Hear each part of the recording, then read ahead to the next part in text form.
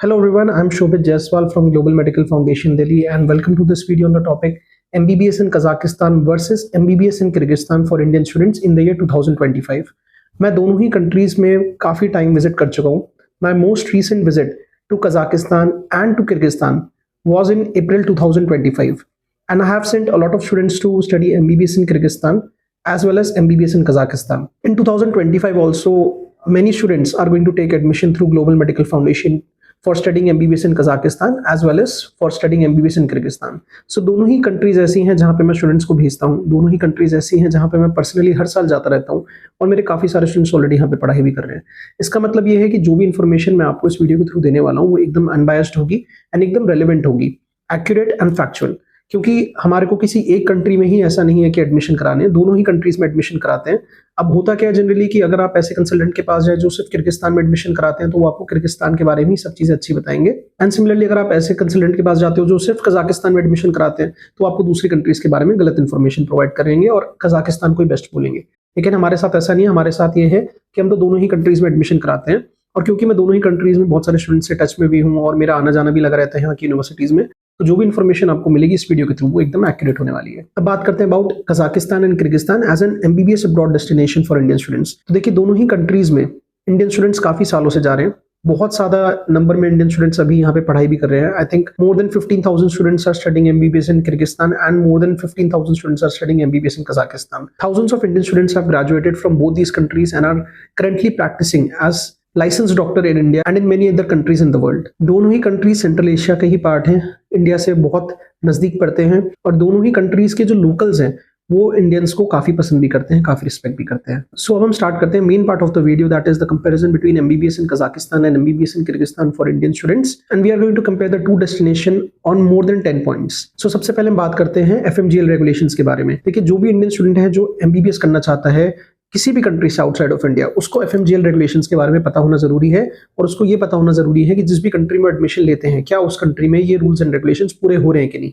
FMGL regulations उन students के लिए है जो कि नवंबर 2021 के बाद एडमिशन ले रहे हैं, यानी कि जितने भी ये व्यूअर्स होंगे हमारे इस वीडियो के वो जनरली इस नए रूल्स एंड रेगुलेशंस के अंडर ही आते हैं. जो भी इंडियन स्टूडेंट्स नवंबर 2021 के बाद एडमिशन ले रहे हैं उनको अगर इंडिया में लाइसेंसिंग एग्जाम में अपीयर होना है तो उनको ये सारे रूल्स एंड रेगुलेशंस पता होने चाहिए और ये सारे रूल्स एंड रेगुलेशंस उनको पूरे करने जरूरी है. तो अगर आप पढ़ना चाहते हो एफएमजीएल रेगुलेशंस के बारे में तो लिंक मैंने डिस्क्रिप्शन में डाल दिया है. आप एनएमसी के थ्रू जो एफएमजीएल रेगुलेशंस का गैजेट आया था उसका पीडीएफ गो थ्रू कर सकते हैं. प्लस अगर हम ये देखें कि इंडियन एम्बेसी जो कजाकिस्तान में उन्होंने क्या बोला है अबाउट एफएमजीएल रेगुलेशंस, या फिर हम ये देखें कि जो मेडिकल यूनिवर्सिटीज है किर्गिस्तान की वो क्या बोलती हैं अबाउट एफएमजीएल रेगुलेशंस, तो इन दोनों का भी लिंक मैंने डिस्क्रिप्शन में डाल दिया है. तो आप ये पहले गो थ्रू कीजिए ताकि आपको ये आइडिया लग जाए कि एफएमजीएल रेगुलेशंस कौन सी कंट्री कैसे पूरा कर रही है. अब हमारा सेकंड पॉइंट आता है एफएमजीई पासिंग परसेंटेज. तो देखिए FMGE is the current licensing exam in India and at the end of the day the most important thing is to clear this examination. तो अगर हम रिसेंट ईयर्स में देखें कि किर्गिस्तान के जो ग्रेजुएट्स हैं इंडियन और जो कजाकिस्तान के इंडियन ग्रेजुएट्स हैं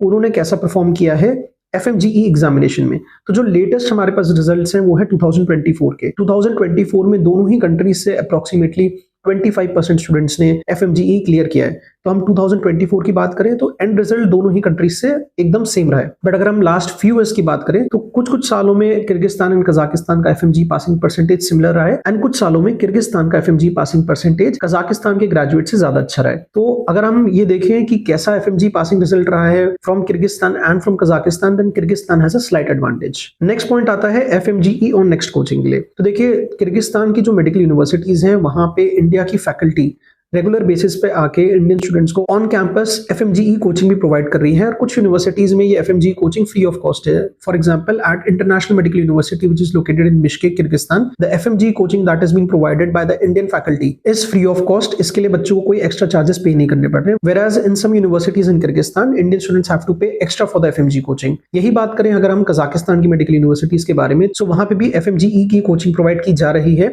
बट जो एफएमजी की कोचिंग प्रोवाइड की जा रही है वो इतनी ज्यादा नहीं होती है. वहां पे लिमिटेड टीचर्स ही आते हैं और कम ड्यूरेशन के लिए आते हैं. सो अगर हम एफएमजीई कोचिंग की भी बात करें या नेक्स्ट कोचिंग जो हो जाएगी आपकी फ्यूचर में इनकेस नेक्स्ट लागू हो जाता है तो वहां के लिए भी आपको किर्गिस्तान की यूनिवर्सिटीज में ज्यादा अच्छा एडवांटेज मिल रहा है. नेक्स्ट पॉइंट है ड्यूरेशन.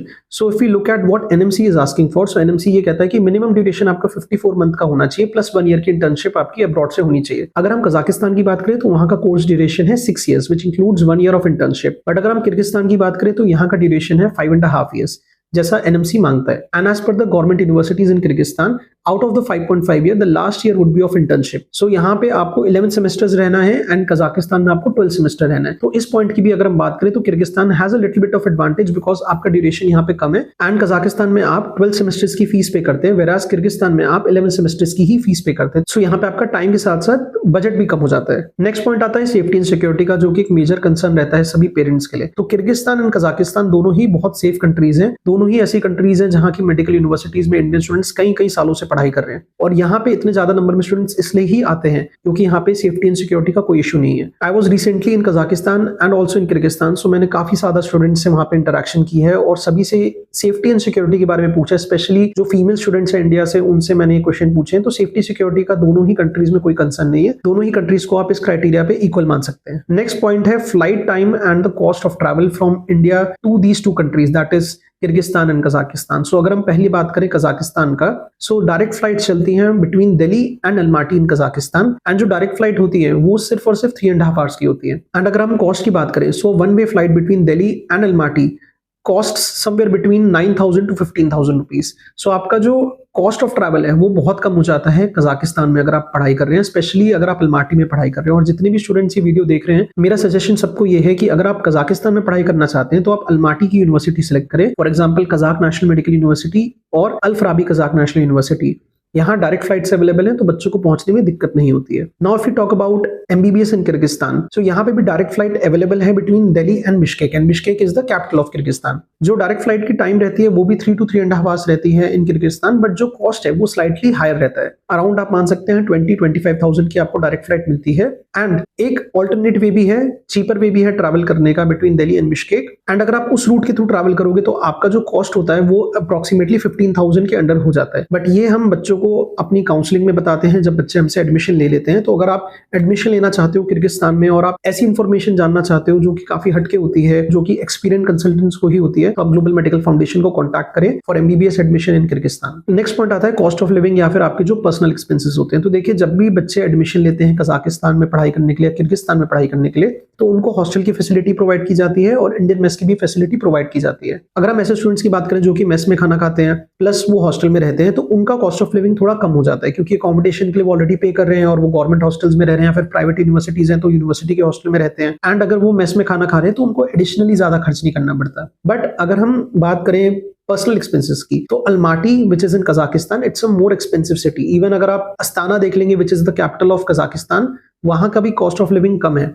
और अगर हम अलमाटी के बाहर चले जाते हैं तो ऑफ कोर्स आपका cost of living compare to Almaty कम रहता है, but still Almaty is a more expensive city than Bishkek which is the capital of Kyrgyzstan. So अगर आप ऐसे स्टूडेंट हैं जो कि मेस में खाना खा रहे हैं और आप हॉस्टल में रहते हैं, तो भी आप एक्सपेक्ट करें कि आपका मंथली एक्सपेंस अराउंड 15,000 रुपीज रहेगा। रीजन बीन कि अगर आप अल फराबी में पढ़ाई कर रहे हैं या फिर अगर आप कजाक नेशनल में पढ़ाई कर रहे हैं, तो आपको वहां के मेस में 2 टाइम फूड मिलता है। ब्रेकफास्ट आपको खुद ही बनाना पड़ता है, तो उसका खर्चा नेचुरली आपका ऐड हो जाता है। सेकेंडली जो आपका हॉस्टल है वो आपके क्लासेस से अराउंड 1 to 2 किलोमीटर दूर है एटलीस्ट, तो ऑफकोर्स आपका ट्रैवल में भी खर्चा ज्यादा होता है। और टैक्सीज का अगर मैं खर्चे की बात करूं तो कजाकिस्तान में टैक्सीज आर एक्सपेंसिव। यही बात करें अगर हम किर्गिस्तान की, तो किर्गिस्तान की ज्यादातर यूनिवर्सिटीज आपको मेस में 3 टाइम फूड देती है, सो आपको ब्रेकफास्ट के लिए अलग से खर्चा नहीं करना पड़ता। प्लस अगर आप किर्गिस्तान में पढ़ाई कर रहे हैं इन इंटरनेशनल मेडिकल यूनिवर्सिटी, तो आपकी कैंपस के अंदर ही आपकी सारी क्लासेस लगती हैं, आपके हॉस्पिटल भी हैं, आपका इंडियन मेस भी है और आपके हॉस्टल भी है। तो स्टूडेंट्स को अपनी क्लासरूम तक जाने के लिए 100 मीटर ही चलना पड़ता है। सो अगर आप बिश्केक में पढ़ाई कर रहे हो for example at international medical university, so आपका जो मंथली एक्सपेंस आएगा, पर्सनल एक्सपेंस जिसे हम कहते हैं, तो 5 to 6,000 ही आएगा, क्योंकि मेस में आपको 3 टाइम फूड मिल रहा है और आपको ट्रैवल एक्स्ट्रा करना नहीं है। जो आपका खर्चा आएगा वो सिर्फ आपके घूमने फिरने पे आएगा। आपका कहीं दूर जाना है, फॉर एग्जांपल वीक में 1 टाइम आपकी क्लास हॉस्पिटल में लगेगी जो थोड़ा दूर भी होता है, तो वहां आपको ट्रैवल करना है, वो भी ट्रैवल में बहुत कम खर्चा होता है, क्योंकि बच्चे पब्लिक ट्रांसपोर्ट यूज करते हैं, बस यूज करते हैं, बस बहुत चीप होती है किर्गिस्तान में। सो अगर हम ओवरऑल पर्सनल एक्सपेंस की बात करें तो जो बच्चे बिश्केक में पढ़ रहे हैं उनका खर्चा कम रहेगा वर्सेस जो बच्चे अलमाटी में पढ़ाई कर रहे हैं कजाकिस्तान। अब हम बात करते हैं वेदर की। तो देखिए, Kazakhstan and Kyrgyzstan both are cold countries, मतलब यहाँ पे जो विंटर होती है यहाँ पे आपका टेम्परेचर -10 -15 जाएगा ही जाएगा। एंड बाकी पूरे साल आपका जो वेदर रहेगा वो काफी प्लेजेंट रहेगा, मतलब गर्मियों में दिल्ली जैसी या इंडिया जैसी गर्मी नहीं होती है, फिर भी यहाँ पे काफी गर्मी रहती है। जैसे अभी अप्रैल के महीने में अराउंड 20-30 डिग्री टेम्परेचर ऑलरेडी हो रहा है किर्गिस्तान में as well as in Kazakhstan में। कजाकिस्तान की बात करें तो आप किस सिटी में पढ़ाई कर रहे हैं उसके ऊपर आपका वेदर डिपेंडेंट है। फॉर एग्जाम्पल अगर आप अस्ताना में जा रहे हैं या फिर आप और किसी सिटी में जा रहे हैं अपार्ट फ्रॉम अलमाटी, तो वो सिटीज अलमाटी के कंपेरिजन में बहुत ज्यादा ठंडी है। एट द सेम टाइम अगर आप शिमकेंत में पढ़ रहे हैं at South Kazakh Medical Academy, तो वहां का टेम्परेचर ज्यादा प्लेजेंट है, ज्यादा गर्म है और वहां ज्यादा ठंडा नहीं पड़ता है। तो जब आप एक यूनिवर्सिटी सिलेक्ट करते हैं कजाकिस्तान, तो सबसे पहले आप ये चेक कर ले कि कौन सी सिटी में वो यूनिवर्सिटी है और सिटी का एवरेज टेम्परेचर क्या है। अगर आप जा रहे हो किर्गिस्तान में, तो किर्गिस्तान में मोर और लेस आपकी सारी सिटीज में टेम्परेचर सिमिलर है, बट स्टिल आप जिस भी यूनिवर्सिटी को सिलेक्ट करते हैं आप ये चेक करें कि उस सिटी का एवरेज टेम्परेचर क्या है। अब हम बात करते हैं इंफ्रास्ट्रक्चर की। सो देखिए, कजाकिस्तान और किर्गिस्तान में मेरे एक्सपीरियंस में कजाकिस्तान की जो इंफ्रास्ट्रक्चर है सिटीज का, वो ज्यादा बेटर है। मतलब अगर कोई बच्चा ये बोले कि हाँ हमें एक अच्छी यूनिवर्सिटी के साथ एक अच्छी कंट्री में भी रहना है जहां पे हमें घूमने के लिए भी ऑप्शंस मिले, क्योंकि 6 ईयर्स आपको एक कंट्री में निकालने हैं, तो आपको ज्यादा अच्छा जो कंट्री लगेगा, ज्यादा अच्छा सिटी लगेगा, वो लगेगा कजाकिस्तान। अगर आप किर्गिस्तान में पढ़ाई कर रहे हैं तो Bishkek is a good city. Bishkek में भी कोई कमी नहीं है ऑप्शंस की। अगर आप घूमना फिरना चाहते हैं, आप नेचुरल ब्यूटी एक्सप्लोर करना चाहते हैं, क्योंकि दोनों ही कंट्रीज में माउंटेन एरिया काफी ज्यादा है, तो जो भी बच्चे ऐसे हैं जिनको माउंटेन्स या फिर जिनको स्नो बहुत पसंद है, उनके लिए ये परफेक्ट डेस्टिनेशंस है। अगर हम बात करें यूनिवर्सिटी के इंफ्रास्ट्रक्चर की, तो आप अगर जाते हैं अल फराबी या कजाक नेशनल इन कजाकिस्तान, तो दोनों यूनिवर्सिटीज का इंफ्रास्ट्रक्चर काफी अच्छा है। बहुत सालों से यहाँ पे बच्चे पढ़ाई कर रहे हैं, पुरानी यूनिवर्सिटीज है ये। अगर आप बात करते हैं फिर किर्गिस्तान की मेडिकल यूनिवर्सिटीज की, तो यहाँ के भी यूनिवर्सिटीज का इंफ्रास्ट्रक्चर काफी अच्छा है, but still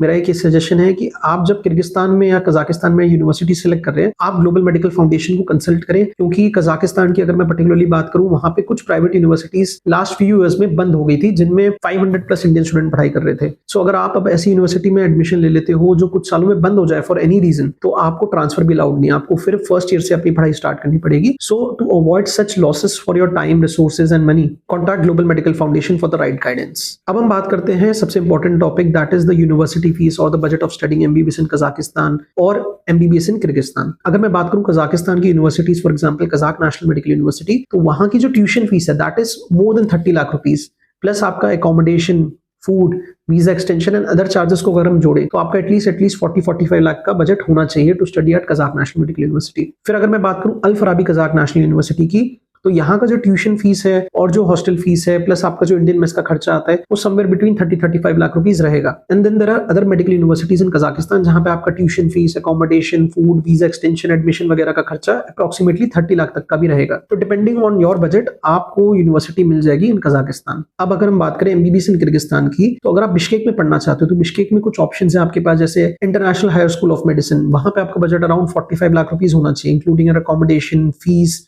and hostel expenses. अगर आप गवर्नमेंट यूनिवर्सिटी देखते हैं तो किर्गिज स्टेट मेडिकल अकेडमी है, उसका बजट भी अराउंड 35 लाख रुपीस, तो मिनिमम आपका रहेगा ही रहेगा। फिर अगर आप एक बजट यूनिवर्सिटी देख रहे हैं तो आप जा सकते हो इंटरनेशनल मेडिकल यूनिवर्सिटी में, जहां अप्रोक्सीमेटली 30 लाख के बजट में आपका 5.5 ईयर के सारे एक्सपेंसेस आ जाएंगे, एक्सक्लूडिंग सेकंड ईयर से food expense, excluding second year से फूड का खर्चा, एंड आपका टोटल जो पर्सनल एक्सपेंस आएगा वो तो सेपरेट ही रहता है। तो आपको अपने बजट के हिसाब से किर्गिस्तान में भी यूनिवर्सिटीज मिल जाएंगी। सो मैंने आपको एक ओवरव्यू दे दिया है of comparison between MBBS in Kyrgyzstan and MBBS in Kazakhstan. Now अगर आप इन दोनों कंट्रीज में एडमिशन लेना चाहते हो बट आप कंफ्यूज्ड हो, तो आप ग्लोबल मेडिकल फाउंडेशन को कांटेक्ट कर सकते हैं। मेरा नंबर स्क्रीन पे है एंड आप डायरेक्टली मेरे से बात कर सकते हैं। I will try to guide you.